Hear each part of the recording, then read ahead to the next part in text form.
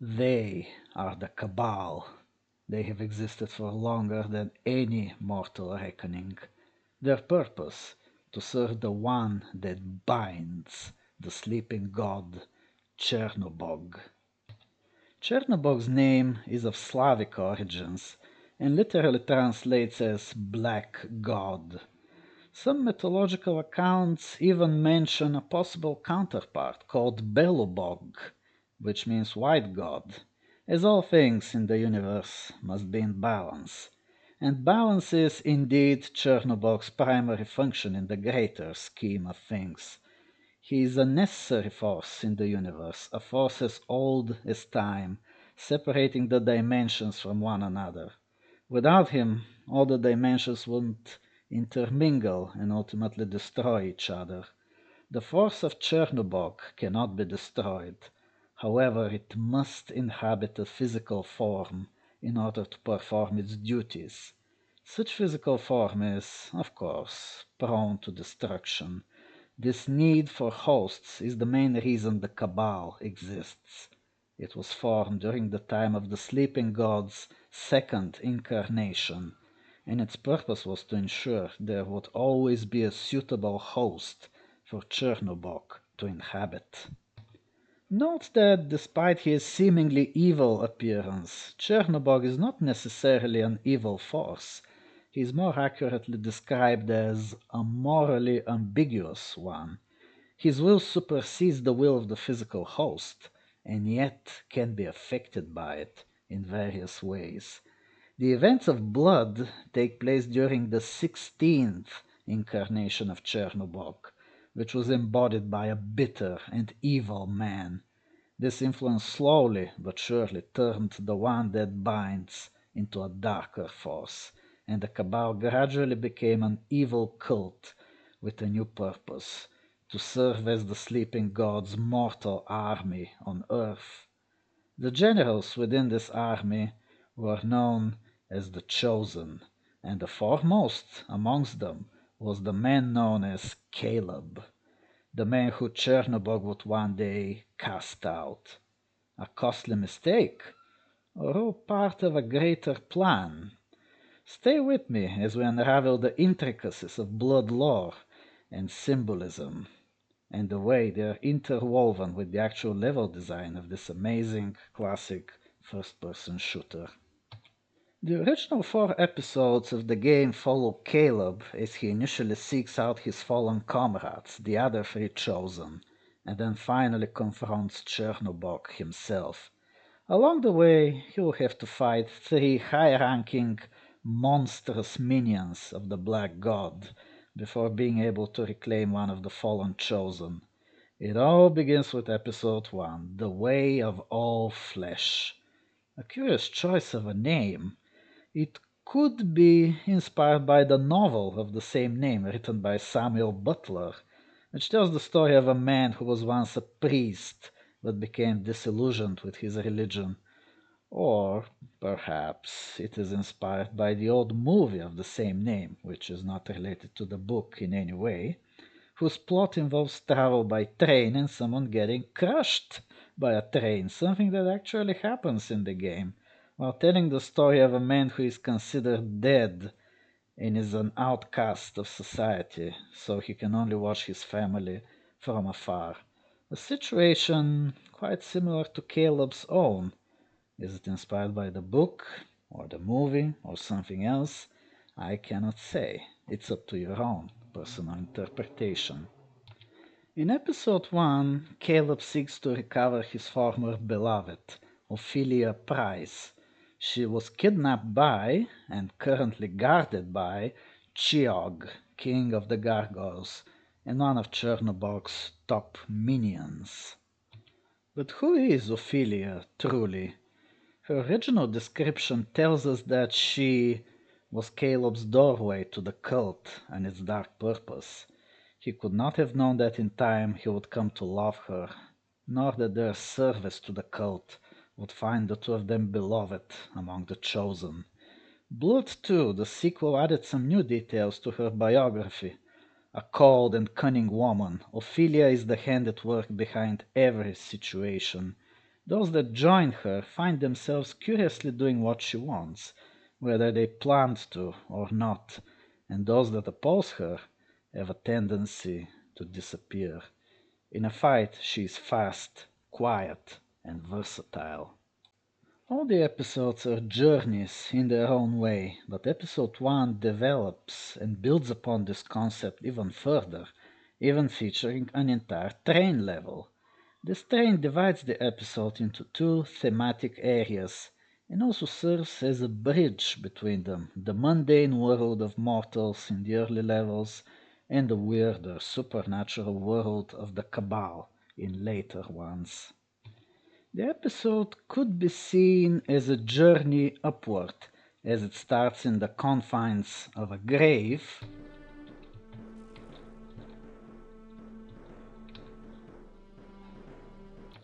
but ends high above the clouds.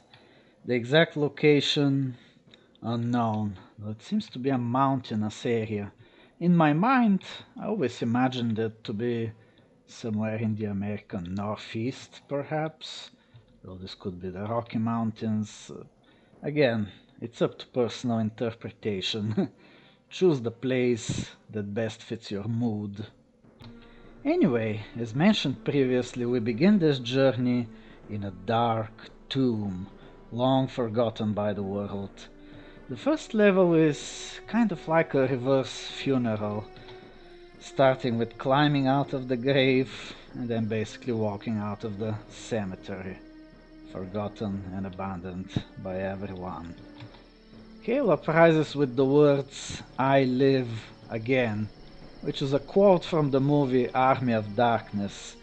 More specifically, he quotes the character known as Bad Ash, who is a doppelganger of the protagonist, and eventually becomes the leader of the Army of Darkness itself. The message here is pretty clear. Make no mistake, Caleb is not a nice guy. The train station is a pretty obvious symbol of departure and the beginning of a journey. Its decrepit state is a subtle sign towards the decay of the world of mortals, both moral and physical, and the Cabal's rise to power. The cafeteria's menu has really gone downhill recently, not to mention the hygiene, and even the paintings seem to be acting weirdly in this current state. The level's end presents a curious choice. Caleb can obey his fate and board the train, or attempt to defy it and follow the seemingly endless tunnel into the darkness. This proves to be a false dilemma eventually, as the light at the end of the tunnel is not exactly salvation.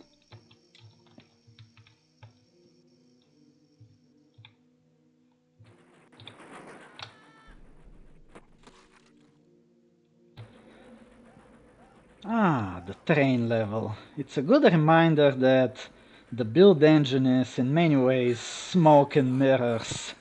This whole impressive moving vehicle kind of map is a gimmick, of course. It's the scenery around it that moves while the train itself is stationary. Of course, this doesn't mean that you can just jump off. It's ill-advised, to say the least. The Phantom Express is no ordinary train, of course. It belongs to the Cabal, and they use it to transport personnel and supplies, including fresh bodies in barrels, which is very likely a reference to the old movie series Return of the Living Dead. Of course, Caleb isn't the kind of guy who would just enjoy a train ride in peace, so he decides to take matters into his own hands and just derail the whole thing.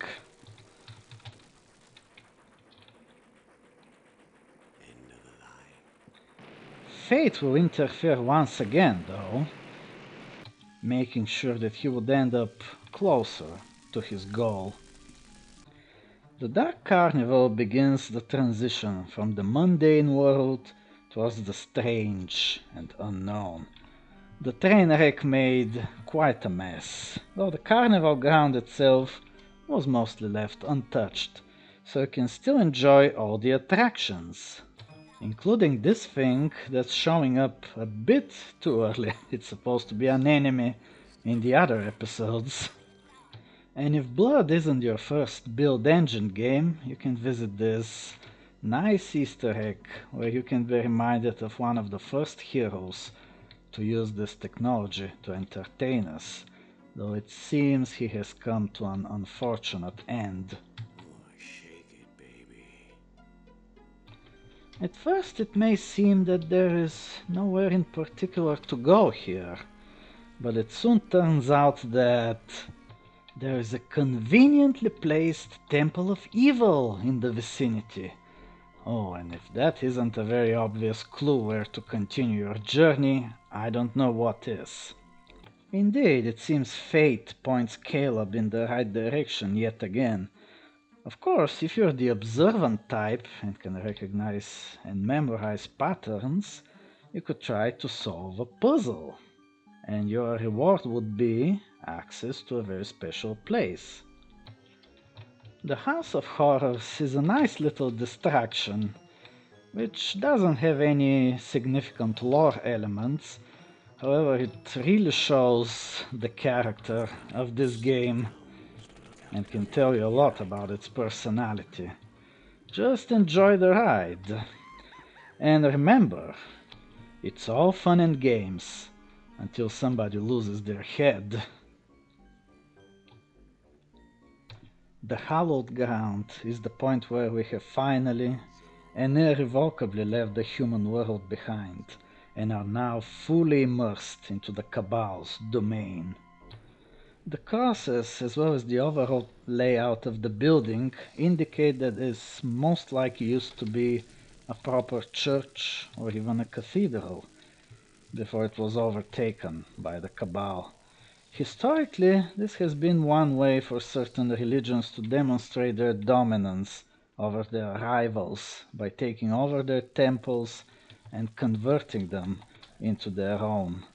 This particular cathedral no longer has anything holy in it. It has become a twisted image of its former self.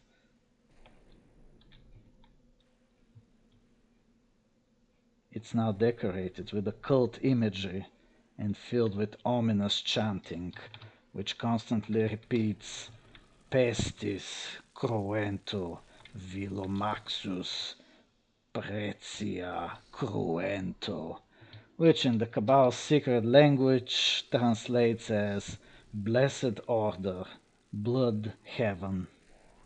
And even the altar itself seems to hum with dark energy, and what's left upon it is no holy offering.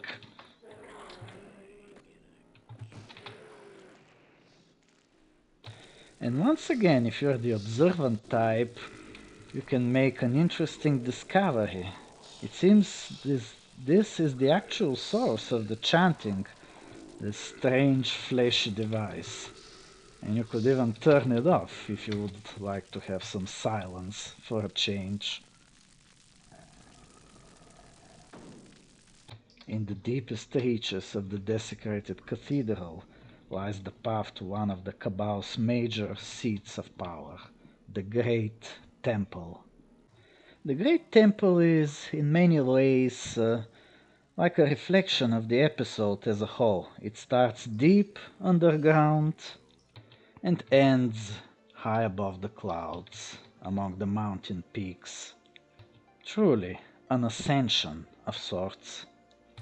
Those dungeons may seem rough and inhospitable, but the temple becomes more decorated and ornamental as we climb higher. And speaking of ornaments, we may notice something that seems out of place here. These designs that have a distinctive Buddhist-like appearance. Why would such a thing be found in a Cabal temple? Well, the answer can be found in the game's lore as told by the manuals or the official website back in the day. As previously mentioned, the game takes place during the 16th incarnation of Chernobog. However, there were many previous ones, and there we can find the answer for these strange Buddhist symbols that always seem to appear in some Cabal temples.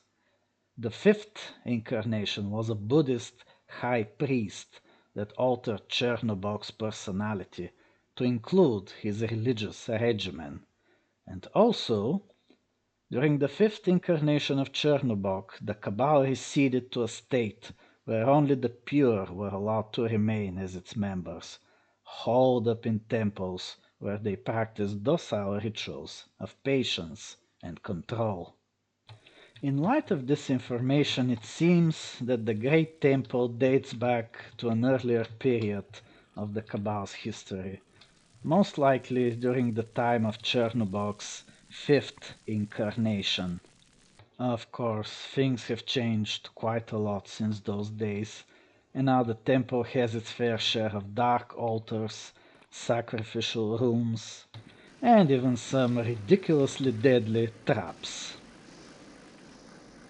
The most important and most strictly guarded areas of the temple are high above the clouds, and there are even some rooms which are open to the gaping abyss. It is possible that the temple was built into the side of a mountain, and Caleb ascends towards its summit. The style visibly starts to change here, as if to indicate that we're moving to an older part of the temple. And if you're still the observant type, you can even find a curious Easter egg around here.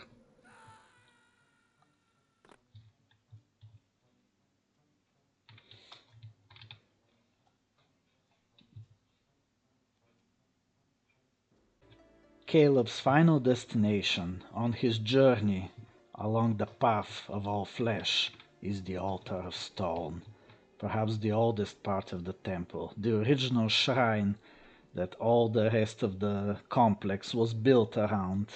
It's a quiet and solemn place. Perhaps the place where Caleb should finally have his much awaited reunion with Ophelia. But alas, it's not meant to be. Ophelia is long gone, and all that's left is the cry of sorrow and anguish. Show yourself! Show yourself! In answer, Chiog descends from above, almost as if heaven itself denies Caleb his desire and sends a fallen angel to confront him. All that remains is to exact revenge, the only way Caleb knows how.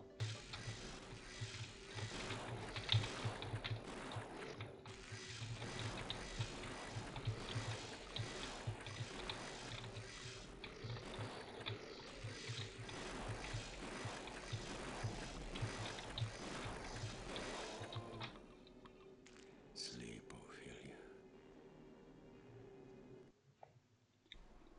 With the battle finally over, Caleb gives Ophelia a last goodbye by building her a funeral pyre on the temple's summit as a storm brews in the darkened sky above.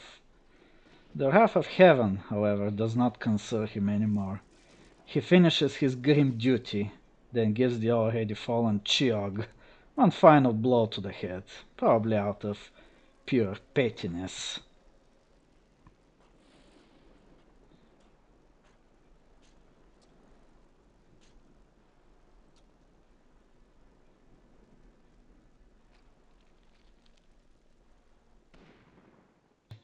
But who was this Chiog character, anyway?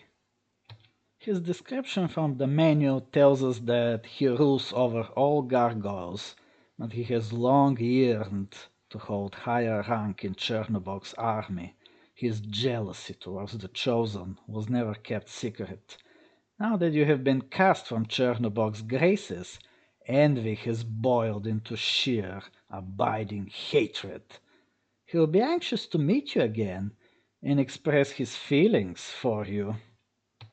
So he is, in many ways, the polar opposite of Ophelia. Whereas she loved Caleb, Chiog outright hated him. Well, no wonder he ended up the way he did. Thank you for sharing this journey with me. This was the story of Blood's episode 1, The Way of All Flesh, the way I saw it and experienced it. More episodes await, but that is a story for another time. See you soon, I hope.